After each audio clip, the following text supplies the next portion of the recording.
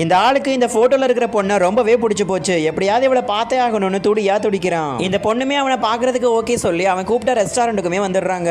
But அப்பன்னு பார்த்து இவனுக்கு ரொம்பவே முக்கியமான வேலை வந்துடுறதுனால அங்கிருந்து ரொம்ப சீக்கிரமா கிளம்பிடுறான். அந்த வெயிட்டருமே இவன் ஆர்டர் பண்ண எல்லா டிஷஸையும் அந்த பொண்ணு கிட்ட வந்து கொடுத்துட்டு, மேம் பில்லையும் நீங்களே பே பண்ணிடுங்கன்னு சொல்லி பில்லையும் கொண்டு வந்து நீட்டுறான். இதையெல்லாம் கேள்விப்பட்டு அந்த பையன் ரொம்பவே டென்ஷனும் ஆயிடுதான். சரி, அன்னைக்கு நடந்த மிஸ்டேக்கு எப்படியாச்சும் இந்த பொண்ணு கிட்ட மன்னிப்பு கேட்டலாம்னு சொல்லி அந்த பொண்ணுடைய வீட்டு அட்ரஸையும் கண்டுபிடிச்சு அவங்க வீட்டுக்கும் வரான். அப்பன்னு பார்த்து இந்த பொண்ணு அவங்க பக்கத்து வீட்டுக்காரங்க கிட்ட சண்டை போட்டுட்டு இருக்கிறத நோட்டீஸ் பண்றான். நைட் ஃபுல்லா நீங்க ரொம்பவே சத்தமா டிவி பாக்குறீங்க, இதனால எங்களால தூங்கவே முடியல அப்படின்னு இந்த பொண்ணு சொல்ல, சடனா இவனுமே தன்னுடைய போலீஸ் பேட்ஜ் அவங்க கிட்ட காமிச்சிட்டு நான் ஒரு இன்ஸ்பெக்டர்னு சொல்ல அவங்களுமே ரொம்ப பயந்து போயிடுறாங்க. அன்னைக்கு நடந்த மிஸ்டேக்கு மன்னிச்சிடுங்கன்னு சொல்லி மன்னிப்பு கேட்டு திரும்பவும் இந்த பொண்ணை ஒரு ரெஸ்டாரண்ட்டுக்கு சாப்பிடுறதுக்கு கூட்டிட்டு போறான். இந்த பொண்ணு கேட்கிற எல்லா ரிலேஷன்ஷிப் கொஸ்டின்ஸ்க்குமே இந்த பையன் ரொம்ப சின்சியரா ஆன்சர் பண்றான். இந்த பையனுடைய கை அடிபட்டு இருக்கிறத அந்த பொண்ணு நோட்டீஸும் பண்றான். அதனால அவனுக்காகவே அங்க இருந்த மீன் துண்டி எல்லாத்தையுமே பிச்சு பிச்சு அவனுக்கு சாப்பிடுறதுக்கும் கொடுக்குறா. அதுக்கப்புறமா இவங்க ஒரு வாக் போலான்னு சொல்லி கார்டன்லயும் நடந்துகிட்டே பேசிட்டு இருக்காங்க. அப்பன்னு பார்த்து இந்த ஆளுக்கு ஒரு காலும் வருது. இவனுமே டென்ஷன்ல தங்கிட்ட இருக்கிற சிகரெட் எல்லாத்தையுமே கொளுத்தி சிகரெட் பிடிச்சிட்டு இருக்கிறான். இது இந்த பொண்ணுக்கு சுத்தமா பிடிக்காது.